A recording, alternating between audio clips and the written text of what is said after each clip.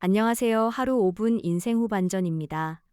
어제 주식시장을 보면서 많이 놀라셨을 겁니다. 코스피가 큰 폭으로 하락하면서 계좌를 열어보기가 무서울 정도였는데요. 특히 은퇴를 앞두거나 은퇴 후 자산을 관리하는 50, 60세대라면 이러다 더 떨어지는 건 아닐까? 지금이라도 팔아야 하나? 하는 걱정이 가장 먼저 들었을 것입니다.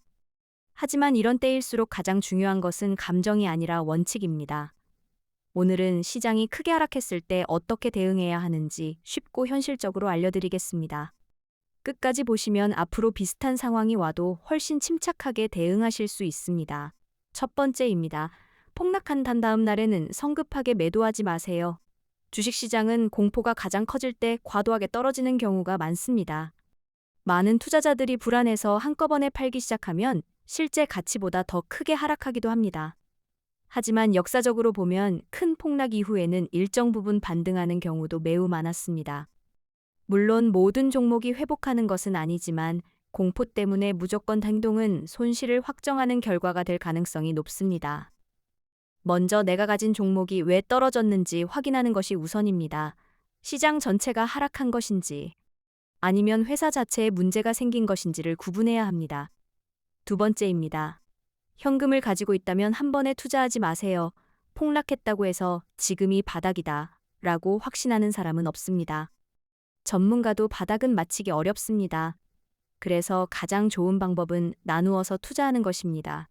예를 들어 투자할 금액이 있다면 한 번에 모두 투자하기보다 여러 번에 나누어 매수하는 것이 위험을 줄일 수 있습니다. 이것을 흔히 분할 매수라고 합니다. 분할 매수는 수익을 크게 만드는 방법이라기보다 실수를 줄이는 방법입니다. 조금 일찍 사더라도, 조금 늦게 사더라도 꾸준히 나누어 투자하는 것이 장기적으로는 마음도 편하고 피할 가능성도 줄여줍니다. 세 번째입니다. 빚을 내서 투자했다면 위험 관리를 먼저 하세요. 신용거래나 대출을 이용한 투자는 하락장에서 훨씬 큰 위험으로 이어질 수 있습니다. 주가가 더 하락하면 강제로 주식을 팔아야 하는 상황이 생길 수도 있습니다. 시장에서는 이런 상황을 가장 두려워합니다. 여유 자금으로 투자한 사람과 빚으로 투자한 사람은 같은 하락장에서도 결과가 완전히 달라질 수 있습니다. 네 번째입니다. 배당주와 우량주는 상대적으로 효력이 강한 경우가 많습니다.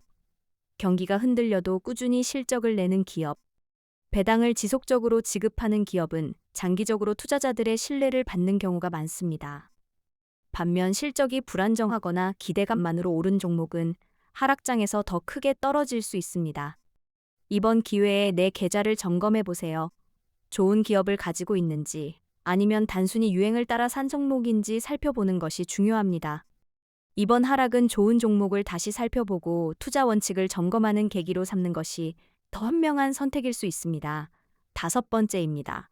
뉴스보다 내 투자 계획을 먼저 확인하세요. 폭락 다음 날에는 자극적인 뉴스가 쏟아집니다. 더 떨어진다. 경제 위기다. 대폭락 시작이다. 이런 제목을 계속 보다 보면 불안감이 커질 수밖에 없습니다. 하지만 뉴스는 현재의 공포를 크게 보여주는 경우가 많습니다. 투자는 뉴스에 따라 움직이는 것이 아니라 처음 세웠던 투자 원칙에 따라 움직이는 것이 훨씬 중요합니다. 마지막으로 꼭 말씀드리고 싶은 것이 있습니다. 주식시장은 항상 오르기만 하지도 않고 내리기만 하지도 않습니다. 큰 하락은 누구에게나 두렵지만 이런 시기일수록 차분하게 대응하는 사람이 결국 좋은 결과를 얻는 경우가 많습니다. 지금 가장 중요한 것은 공포에 흔들리지 않는 것입니다. 잠시 계좌의 평가 금액이 줄어든 것보다 내가 좋은 자산을 제대로 보유하고 있는지가 더 중요합니다.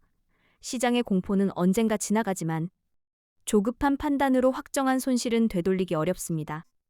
내 자산을 다시 점검하고 현금을 관리하고 좋은 기업에 장기적으로 투자하는 원칙을 지키는 것이 무엇보다 중요합니다. 오늘 내용을 간단히 정리해 보겠습니다. 첫째, 폭락했다고 바로 팔지 마세요. 둘째, 투자는 나누어서 하세요. 셋째, 빚을 이용한 투자는 위험 관리가 우선입니다. 넷째, 우량 기업 중심으로 계좌를 점검하세요. 다섯째, 뉴스보다 투자 원칙을 믿으세요. 시장에는 언제나 위기가 찾아오지만 위기 속에서도 원칙을 지킨 투자자가 결국 좋은 성과를 얻는 경우가 많습니다.